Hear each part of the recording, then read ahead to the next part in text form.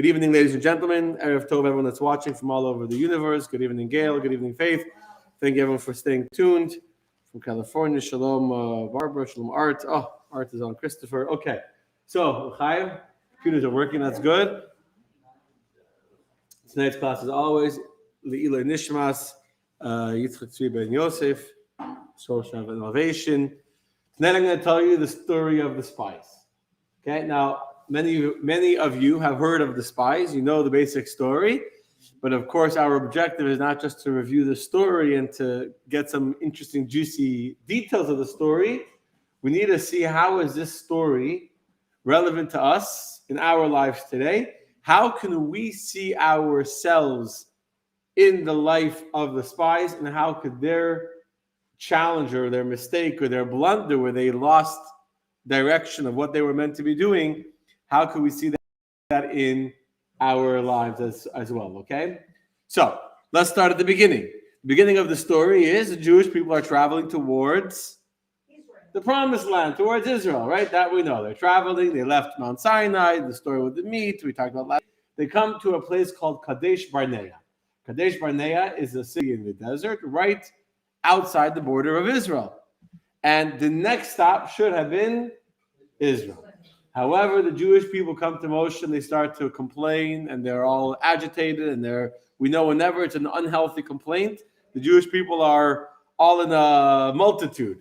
When it's a legitimate, valid complaint, they come orderly, respectfully. When it's a massive, screaming mob, it's never a good thing. They come to Moshe and they say to Moshe, let's send spies to go scout out the land, which was a terrible mistake in and of itself because God had promised the Jewish people the land, Eretz Zvat Chalav Dvash, a land flowing with milk and honey. That it's a good land, it's a beautiful land. God promised them the land's a great place. So they should have trusted God. In addition, they didn't really need to know where to go. They said to Moshe, let's send spies, so we'll know where to attack, where to go first. But the Jews were following the cloud of glory. God was directing them where to go. So, no, it was not God. God's not the one who has Moshe to try it out. Absolutely not. So, you're starting at the beginning of the parasha. I'm starting at the beginning of the story. I started at the beginning of the story. The story is they're complaining to Moshe. And they want to send spies. Now, Moshe knows that they don't need spies because God had promised it's a good land. But Moshe has a dilemma. What's the dilemma? If Moshe will say to the Jewish people, why do you need spies? Don't you trust God? What vibe does that give off? That really, I'm a little worried. I'm a little worried to send spies, so I'm going to try and stop you. So Moshe is afraid to say, let's not send spies, because it might seem as if he's trying to hide something.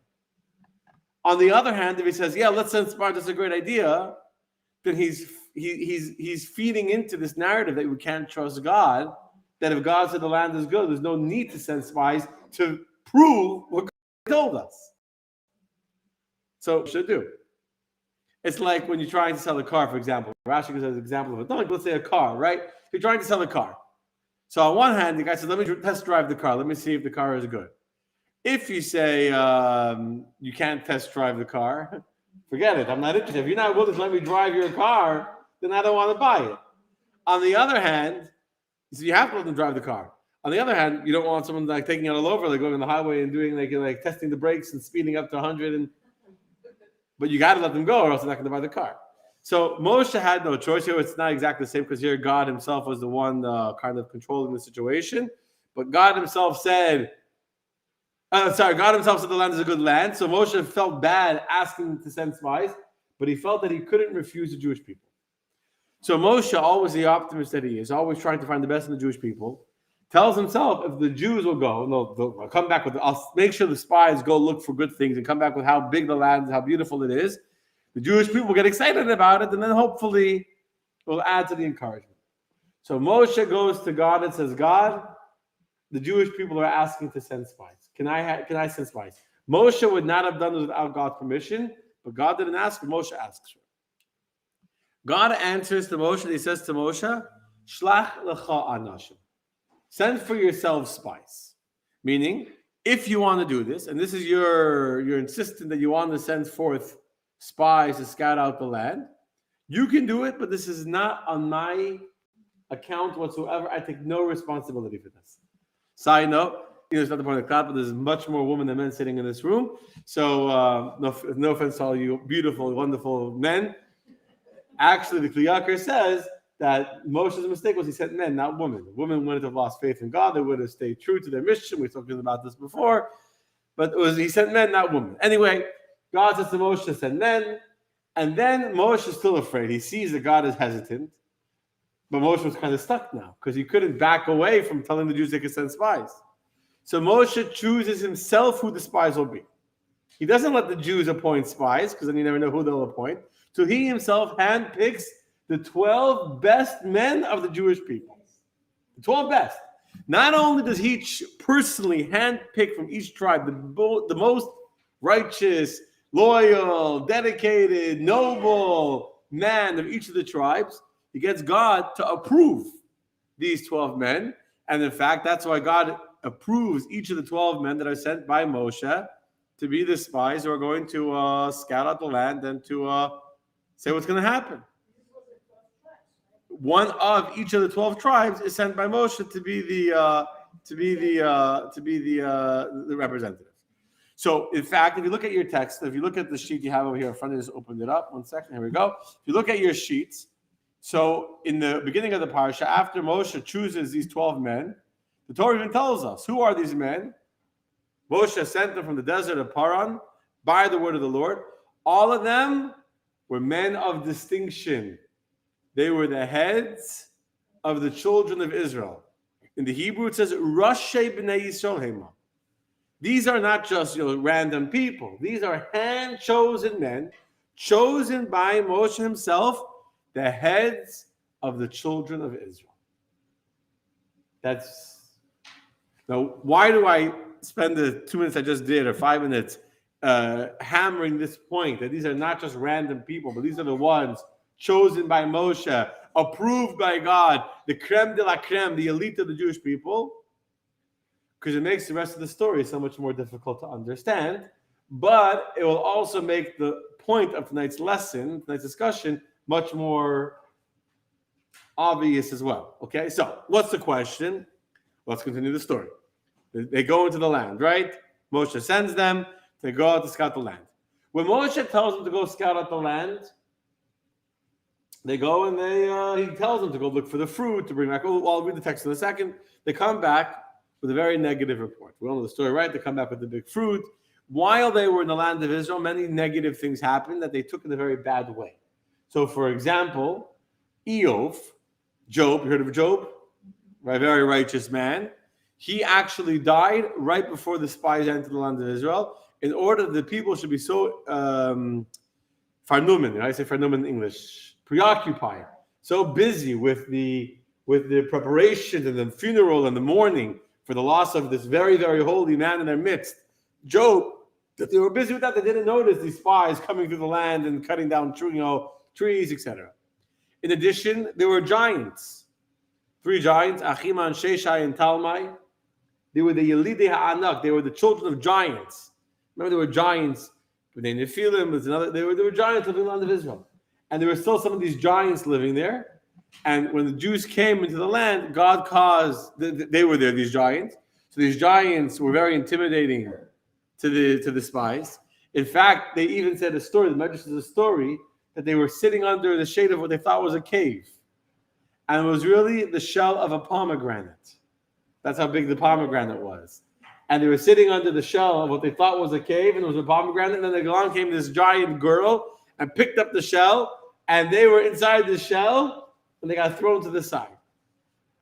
They described themselves as, they overheard one of the giants telling another giant, there's people that look like grasshoppers in the field. That's how small they were compared to these giants. In addition, God made a plague come upon the people of Canaan, and in every city that they came to, there was a plague and people were dying. So they saw all these funerals. Now, God was doing a favor for the spies that all these funerals were happening to distract from the fact that there were spies scouting out the land. But instead of them seeing it that way, they come back and say, well, it's terrible. People are dying everywhere. Wherever you go, there's funerals going on. It's like my life the last month and a half. With Shiva homes, the Shiva homes. This week also, last night I had a Shiva home. This morning I went to Shiva home. It's Shiva homes all the time. I'll tell you a crazy story later. Shiva homes, Shiva homes. So the people are so busy with mourning, it's terrible. And when the Jews hear this negative report, they begin to cry and to mourn and to be sad. We all know that the day that the spies came back was Tisha B'Av, the 9th day of Av. And that's so God said, because now you're crying in despair for no reason, like every mother says, you cry for no reason, I'll give you a reason to cry, right? Straight from God himself. And God said, since you made Tisha B'Av a day of mourning, a national day of mourning, saying that we'll never conquer the land, and the men were going to their tents telling their children, you're going to soon become the slaves of the Amorim and the Canaanim, etc., we're doomed to die. So how did this happen? Where did they go wrong? That you have this kind of tremendous discouragement, etc. Now, I want to look carefully at what exactly did Moshe tell the spies to do when they were there, and let's see exactly how they may have gone wrong. Let's share our screen again for a second. So here's verse 17 from this week's Torah. So Moses sent them to scout the land of Canaan. And he said to them, go up this way in the south and climb up the mountain. You shall see what kind of a land it is, and the people who inhabit it. Are they strong or weak? Are there few or many? And what of the land they inhabit? Is it good or bad?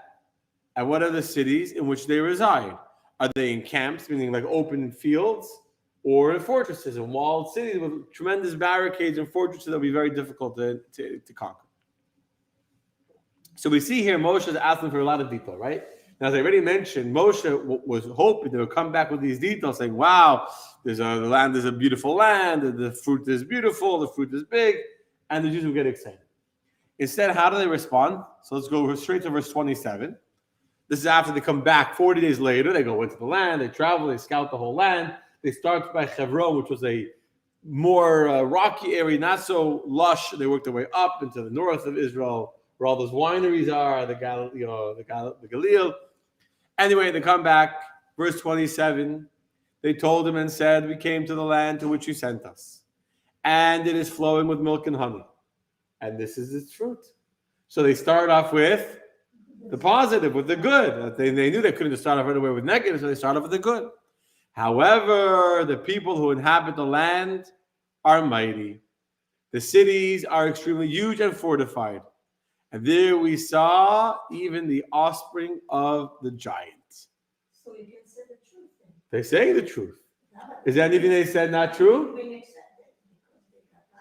So why did they get punished? That's exactly the question. Why are they getting punished if seemingly everything they've said so far is true? And then they continue, they say the Amalekim. The Amalekalites.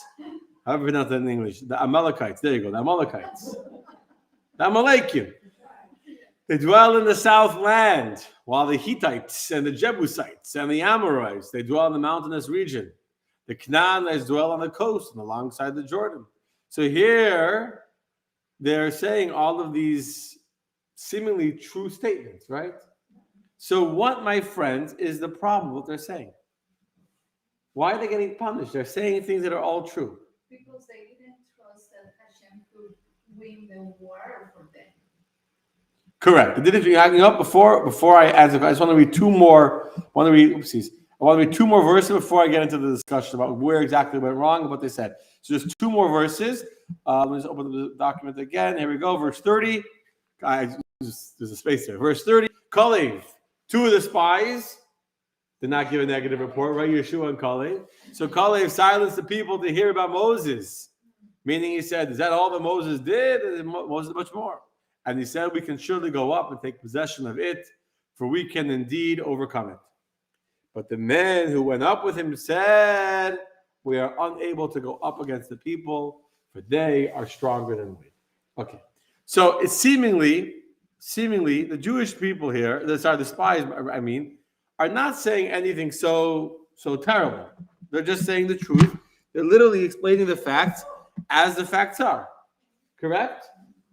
So what's the problem? I think the 12 men went different ways, but it sounds like they're all together. No, they were all together. Where do you see they went different ways? I thought they went spread. I thought they spread out. The 12 men traveled together. They definitely traveled together. Well, did Caleb go on his own to pray? That is very true. Robert is making a true point, which is that Kalev says went to Hebron. So there's one verse that says Kalev went to Hebron, and that's written in the singular. That was the exception where he left the group. Could be the whole group went to Hebron, but there he went specially, and he went to go pray by the grave of our forefathers, by Ma'arat HaMachpelah, where our forefathers and our foremothers are buried. And the reason why he was able to overcome the temptation of the spies was because of his prayers at this holy place.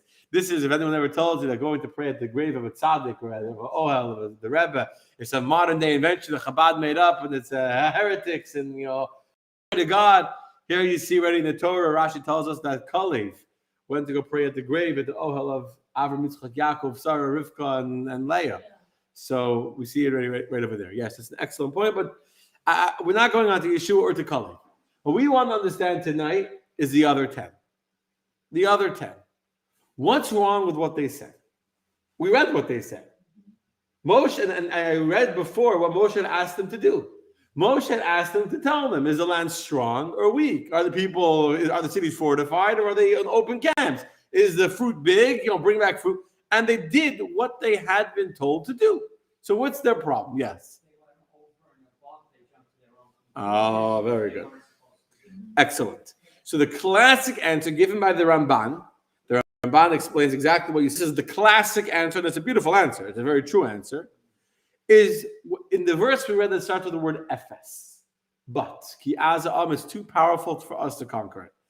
In the beginning, when they were only giving over facts, they were doing exactly their mission. They were on a fact-finding mission, and they were telling over facts, and that was great. The moment they switched from being fact-finders to becoming the media and becoming opinionated, that was a little, they went, so casual, right? They were just so.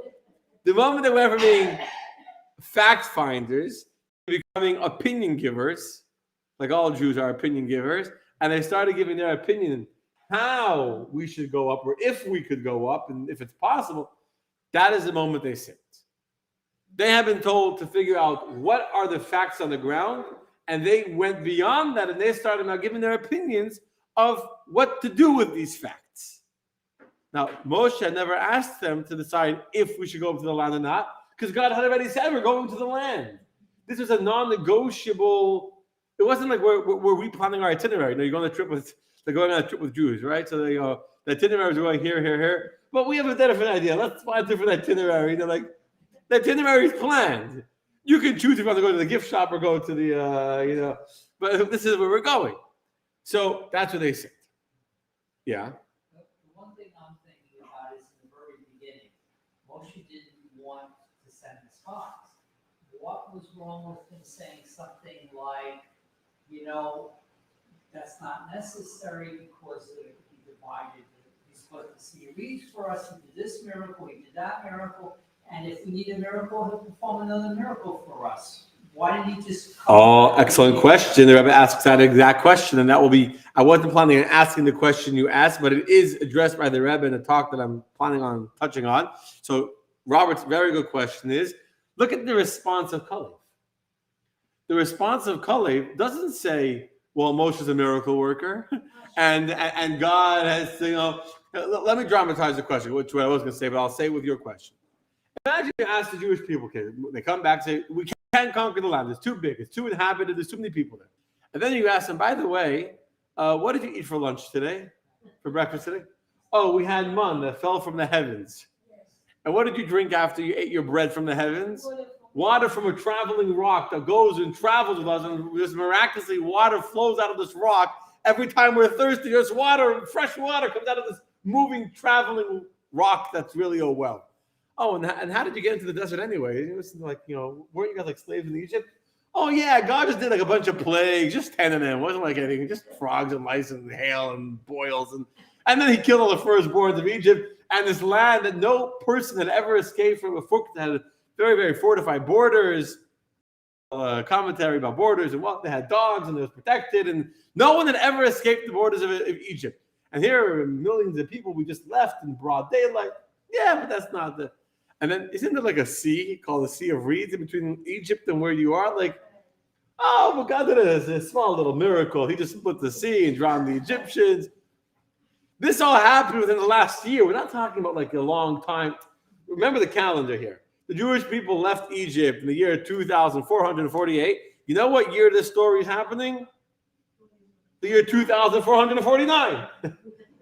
We're not talking about like many, many years ago. I remember my grandfather told me, that once upon a time there was an Egyptian army, and by the Seder, they threw a little toy frog from the dollar store at us. No, they had all experienced the 10 plagues and the splitting of the sea and the falling of the bread of the heaven and all the miracles. The clouds of glory that wash their clothes. How do you walk? How do you walk in the desert? How do you get it? Oh, the clouds of glory, they paved the road for us. There's no mountains, there's no ditches, there's no valleys, there's no snakes and scorpions. The clouds of glory, they pave the way. It's all smooth, it's all nice, there's no sand. That's what happened for them, right? No suntan, they were protected. It was great. Air conditioning, climate control. So not only does that give us the question, why did the Jews lose faith? But it brings another question, which is a good question. And Robert is asking this question, right? Why didn't Caleb and Joshua remind the Jews of that? If you look at the response of Caleb to the spies, what is Caleb responding to them? Let's share this text again, and let's look carefully. What is Caleb responding? Caleb is only saying to them, we can surely go up and take possession. Now, by the way, the Hebrew word is alo na'ala. If you look in the Hebrew, this verse is very important. Vayomer, it says alo na'ala. We will surely go up, or 2 times go up. Go up, go up. V'yarashnu osam. We will inherit it. Not we'll conquer it, we'll inherit it, because we definitely can do it. And how did the people respond? Lo nuchal la'alot elam. We're not able to go up against people. So Caleb says we could go up, and the other spies, what do they respond? No, we can't go up. It's not even about the land anymore. It's not even about if there's fortified cities or there's giants. It's all boiled down to an argument. We could go up, we can't go up. So the question is twofold. On one hand, the question is, why are the spies saying we can't go up? Right? Why are they saying we can't go up? Why are they telling us that the fact that it's very nice, so the Amalekim dwell in the southland, and you have the Jebusites and you have the Amorites. Guess what? Are those nations stronger than Egypt was? No. Egypt was the superpower of the time. And again, this is just a year later. Egypt was the most powerful country that existed in the universe at that time.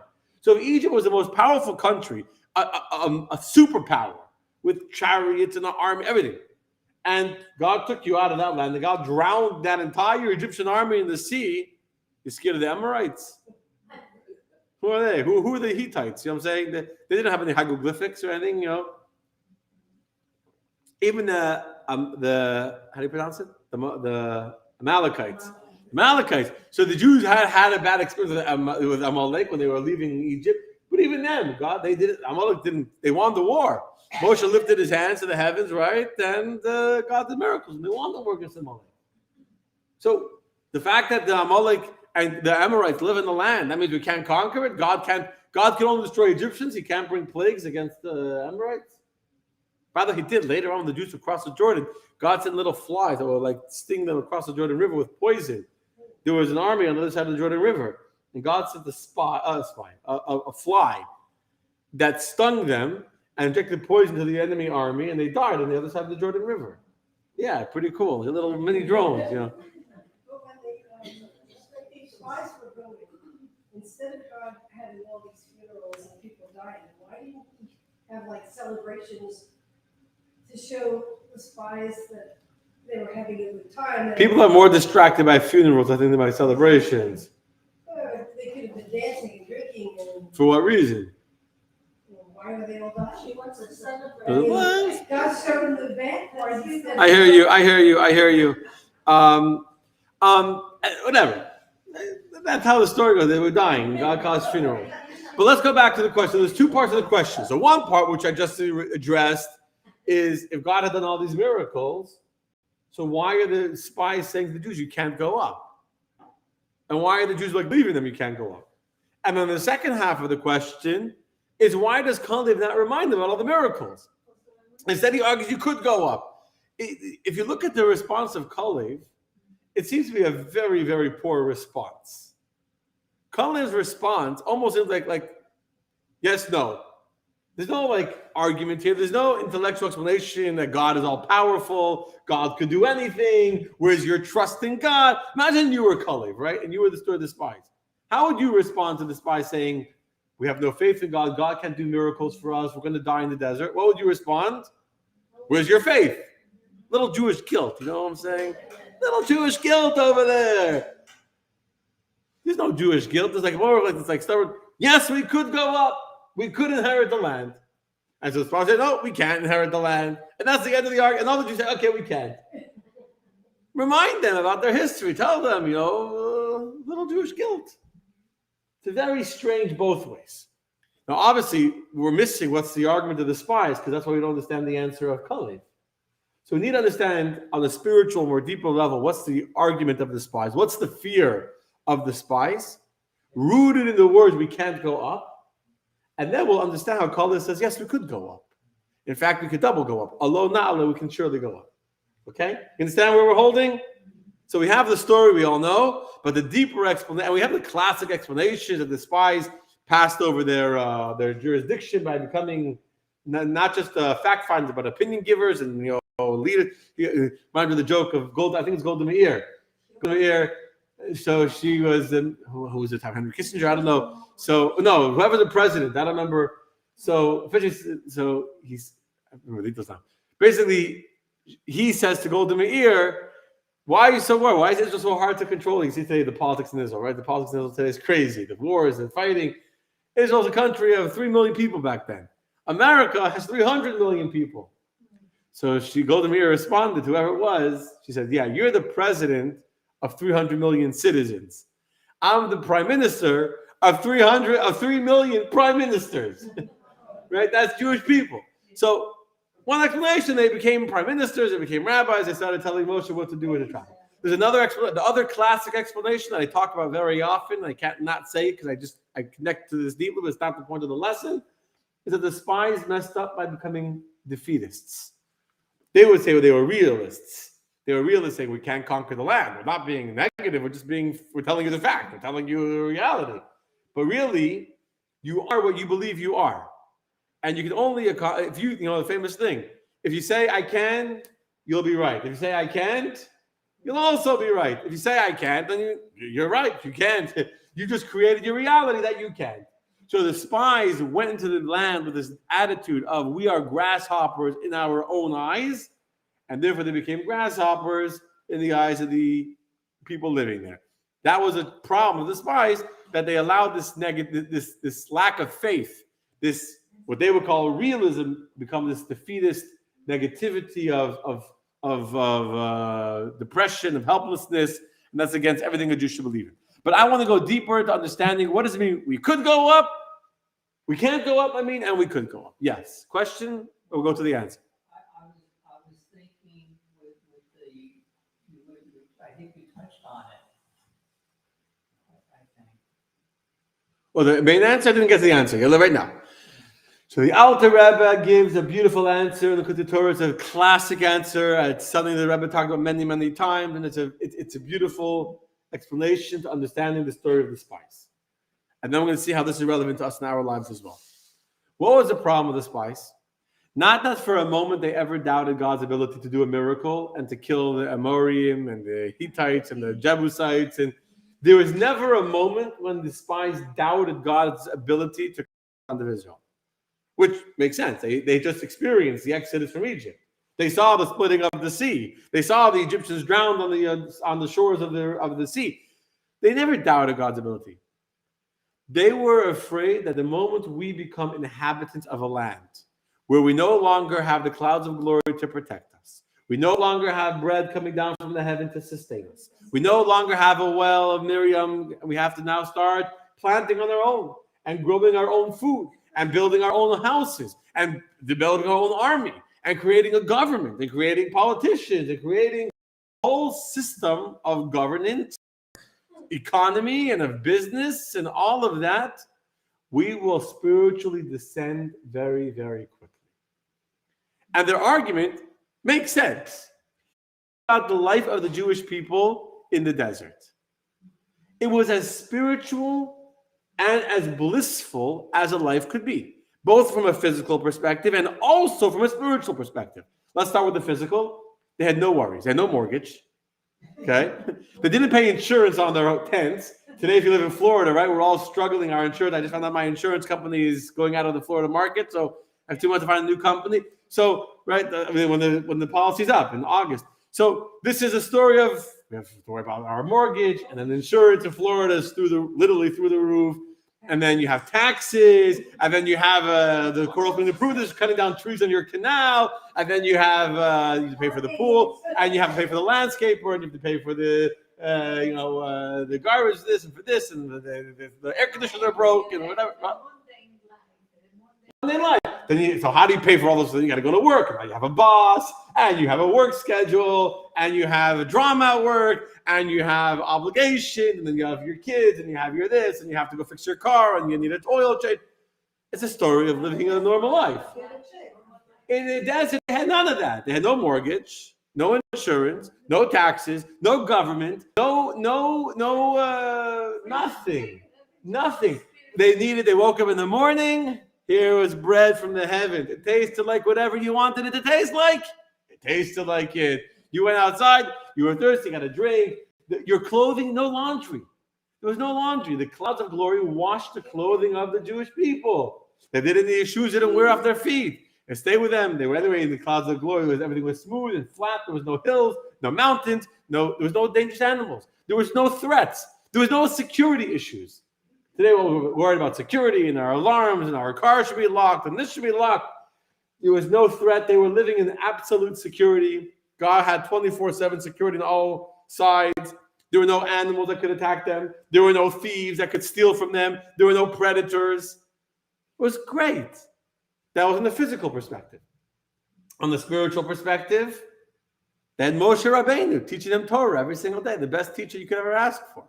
They had the Mishkan, the central source of all Jewish inspiration, where God's Shekhinah was visibly and clearly and obviously revealed there. And whenever they wanted, they came to the Mishkan, and there were the Levites singing beautiful songs, and there where they could bring offerings, and they would bring their meat, and they could see it being offered on the altar. And then they went home, and they ate with their family. Everyone lived together. The family unit was perfect. No one got married and moved away, and everyone was living together. Everyone came home. Everyone had the same schedule. No one went to work. No one was. I'm doing night classes. I'm working late tonight. I have to travel for business. Everyone was home. Everyone was together. They learned together. They were growing together. The physical existence of the Jews in the desert and connected to, but spiritually, the spiritual existence of the Jews in the desert was the best existence a person could ask for.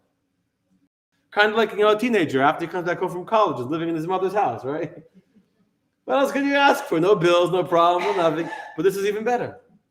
And now the spies are so worried. What's going to happen to us? We're going to go into this land. We're going to have to fight the Jebusites and the Amorites. And here God is going to make us make an army. This is a very important part. Because God had made it clear that in the conquering of the land of Canaan was not going to be miraculous the way the exodus from Egypt had been. But here there was going to have to be an army with a counting all the men between the ages of 20 and 60, and they had to be organized in regiments and troops ready to fight, who would have to fight a physical, natural war to conquer the physical land. So they would have to make armies, and there would be lots of life, and there would be challenges. And then they would have to build places, and build farms, and build houses, and build buildings. And then you need, of course, the government to control it, to make sure everything's running smoothly. And you're going to need teachers, you're going to need bankers, you're going to need...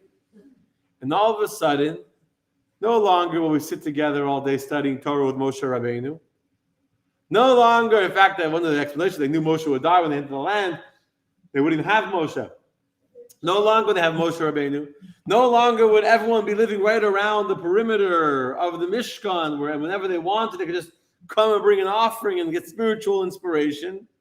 They'd be living all over the entire land of Israel, far away, with whatever communities, whatever stress, whatever predators, animals, neighboring countries attacking them. And therefore the spies say, we cannot go up from here. We are at the height of spiritual elevation here in the desert, here in the clouds of glory. We're going to go into Israel. We're going to go down. Spiritually, of course, God could do it, but God wants us to do it naturally. God has made it clear He wants us to work the land. We're not going to have bread from heaven anymore once we enter the land of Israel. We don't want it. We don't want it. The land is a land that consumes its inhabitants. These are the words that they say. Eret ochelas yoshvei. It's a land that consumes its inhabitants. That's what we read. What do you mean it consumes its inhabitants? Simply, they're saying that everyone's dying there. When they were saying that it's a land that consumes its inhabitants, what they're saying is, let's say it's a land consuming its inhabitants. What they're saying is, once you get involved in making a living, you know what happens to you? You get consumed by making a living. That's what happens, right? We get consumed by making a living. We can't sleep. You know how many times when you're working on something, you can't sleep at night. You wake up, you're dreaming about it, you're thinking about it, you're eating it, and people are working hours and hours on the project. It becomes you can't contain yourself. And today I was in someone's office, we're talking about one thing, and in the middle, he just got so excited about a project he's working on in another state that he's been investing tremendous amounts of money and effort for over 18 months. He's working on this project. Let me show you. Like, he opens his computer to show me pictures and the images that he got from the architect, because he's consumed by it. When you put so much effort into something, you come totally into it. So the spies are saying we cannot go up from where we are. We can only go down because the land is a land that consumes its inhabitants. Once we have to make fruit, the fruit will consume us. Our desire to be successful, our need to plant, our need to grow, our need to survive will destroy us spiritually. It's a good argument, huh? It's a good argument. Where were they wrong? Kalev responds to them. And Kalev says, first he silences them, but then what does Kalev respond to them? Let's go look back again at the text and see exactly what Kalev responds to them. And you're going to see how in Kalev's response is actually a beautiful response to their argument. 1 second. I got closed this by mistake. But let's reopen this so we can see the exact words that he says to them. And you're going to see the message here. So Kalev, verse 30, Kalev silences the people. And he says, Alo na'aleh. In the Hebrew, you see this idea more. Alo na'aleh. What does alo na'aleh mean? The word alo means go up. Na'aleh means go up. So if you translate it literally, we will go up, we will go up. We will surely go up. V'yarashnu osa. And we will inherit it. Ki yachol nuchalav. For indeed, we have the ability to overcome it. We have the ability to overcome it. What Kalev is saying over here is something very, very important. And something that goes down to the very epitome of what is the Jewish view of our existence. The Jewish view of our existence is that there's actually two stages of elevation the Jew achieves. One alo, one aliyah, one elevation, and then alo na'aleh, a second elevation upon elevation. The first elevation the Jew achieves is when he works when he's spiritual. When he gets up in the morning, let's say in the morning, we'll do it in the day, first in our lives. We get up in the morning and we pray to God. We say, Moda'ani lefanecha, thank you for giving me life. And then we go to shul, we take 15 minutes, 20, we take some time in our morning to say morning blessings and to say the Shema and to spiritually connect, spiritually align ourselves with our Creator. And whatever our morning spiritual ritual is, for me, it's come to shul and to pray and then to learn. One person could be to say Moda'ani, say Shema, it could be washing our hands, it could be learning, it could be praying. We take time to spiritually start our day the right way. That's an elevation, that's an aliyah.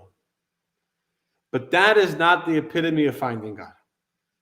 The epitome of elevation is when we then can take that spiritual experience and bring it with us into the physical world that God wants us to work in.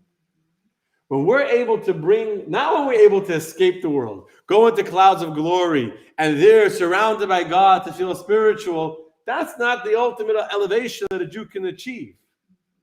The ultimate elevation is when we can then take that spirituality and bring it with us into the day-to-day existence of a normal human being, working, paying bills, getting their car fixed, taking care of all their mundane existences, shopping, etc. You take your spirituality and you take it with you into the way you behave and conduct yourself at work, and the way you conduct yourself when you're shopping, or what you shop for, and the way you interact with the people in the store, and the way you interact with the people in the gas station, and the way you conduct your life. That's the ultimate elevation. The mistake of the spies was they thought that God's control of spirituality, God's control, so to say, is only in the spiritual realms. Only in the spiritual realms, in the clouds of glory, when we're in the synagogue, when we're in a spiritual place in our day, when we're praying to Hashem, that's when, so to say, God is in control. But when I go into the land of Israel, when I go into my farm, when I go into my barn where the cattle are, when I go into my office where my computer is, when I go into my workspace where my boss is, I log into the Zoom. Someone told me, I was at someone's home this morning. So older woman, she mentions the iPad, the Zoom machine, that's what she calls it, the Zoom machine. So when I pick up the Zoom machine to log into my work from at home, at that moment, now I've entered the Zoom reality. And I've entered into a world of nature. And in the world of nature, the rules of nature rule. In the rules of nature, so when I'm working, I'm not spiritual, I'm not godly. Now I'm under the rules of nature. I'm under the rules of my boss and the rules of making money and whatever. I got to follow whatever the world does. I've got to behave like everyone else does to make it in the business world. That was what they thought. They thought that there's God in the desert. And of course, God is the creator of nature. And God is in charge. But God is not invested. God is not present in the physical world. So you have God in the desert. You have God in the yeshiva. You have God in the sanctuary. You have God in the synagogue. But when you go to work, you're now leaving it behind. And now you're in the real world. And in the real world, the rules of nature rule. Comes along Kalev and says, because Judaism is telling us, the mistake of the spies, they didn't understand the whole purpose of creation. Why did God take us out of Egypt? That we should be angels living in the desert in clouds of glory? Of course not. God made it clear from the very beginning. The reason why I'm taking you out of Egypt is because I have for you a mission that angels can't do. That the giants that live in Egypt, in Israel, couldn't do. There were giants in Israel who were originally angels. The Nephilim, they were giants who were actually angels before the time of the flood. They saw the people sinning and they said to God, you see how people are sinning. If you would have listened to us and not made man and not given them any existence, we would have been better. And they went down and they got even worse. So God says, I have a mission for the Jewish people. I want you to make for me a home in the physical world. Make for me a home, not in the spiritual reality. For God doesn't need a home in the spiritual reality because God is. He already has millions of angels singing his praise in all the spiritual realms.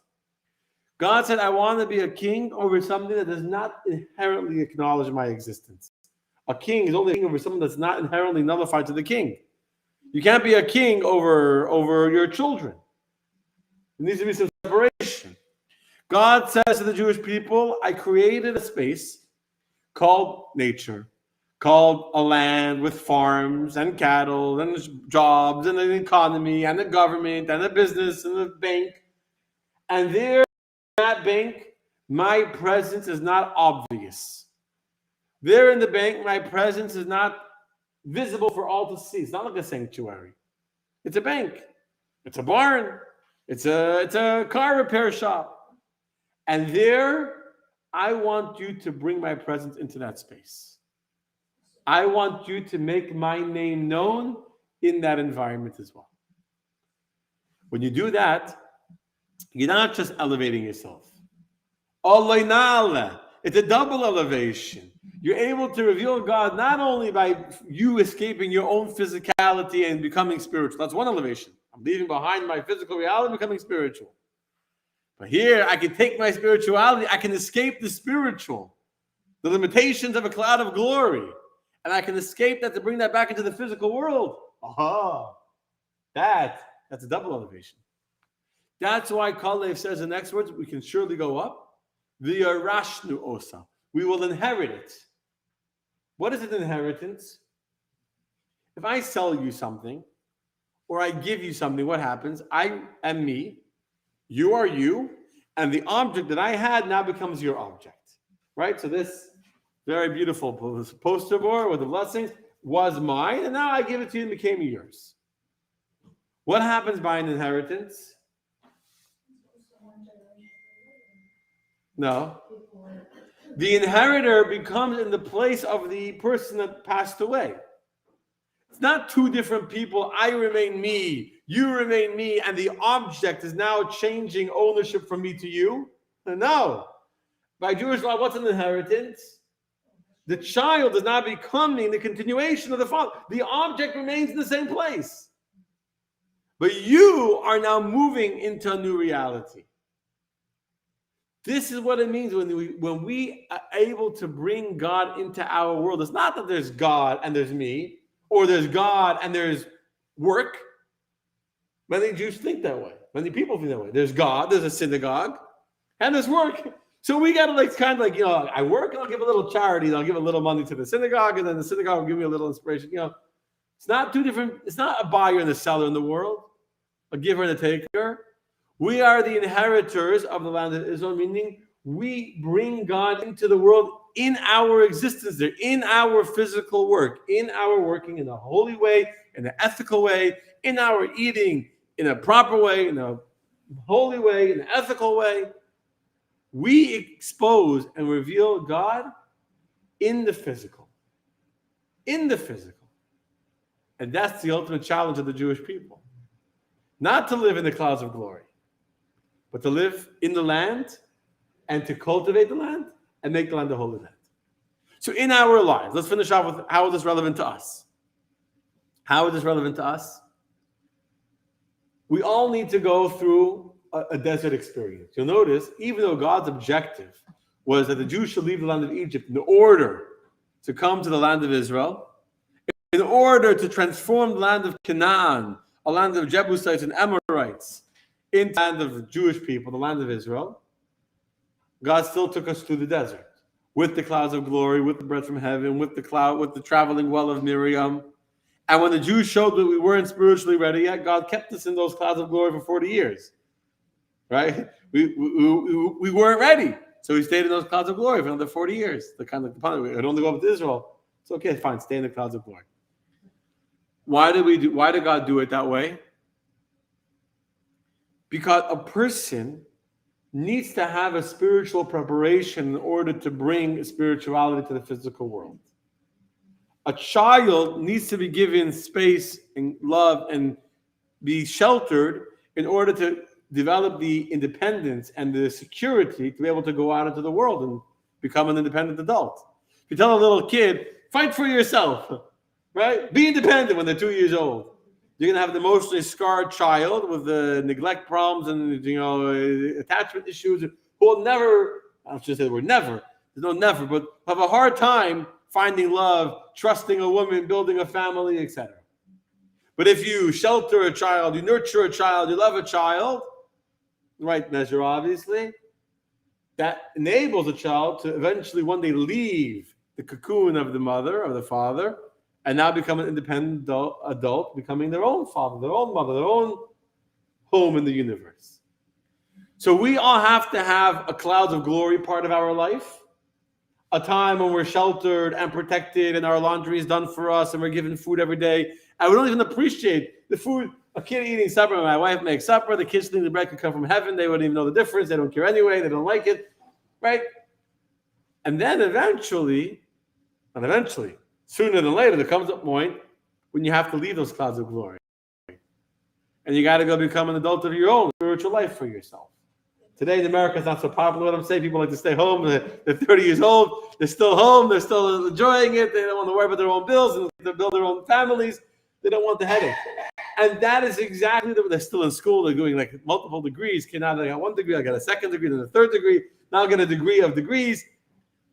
It's fun to get degrees, and it's beautiful. If you enjoy learning, it's beautiful. You can learn and you can learn, and our educational system will keep you in school for as long as they can because they make a lot of money off of you being in school.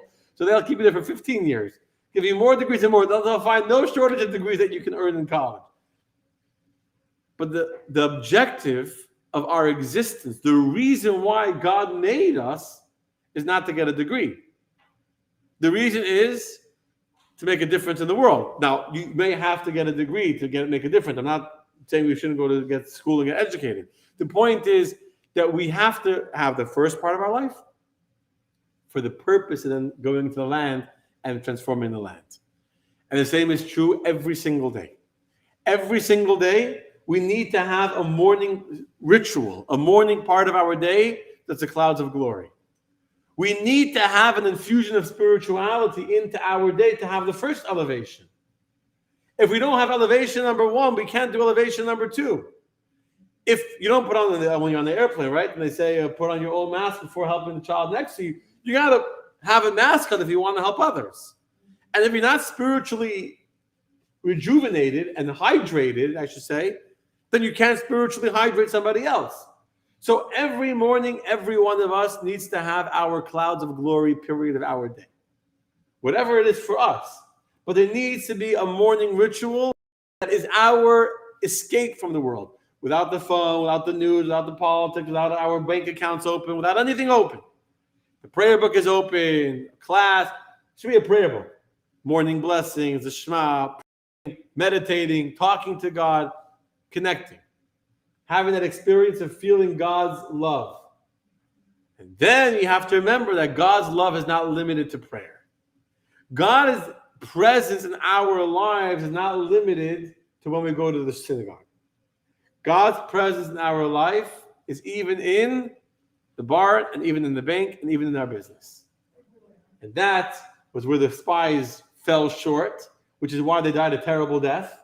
They didn't talk about the death, but that's too late now. They died a terrible death, and why Kalev tried to correct them and say, we could go up. We could surely go up. Kirashna also, because we have the ability to reveal God as inheritors within ourselves. Okay, my friends. Thank you, Randy.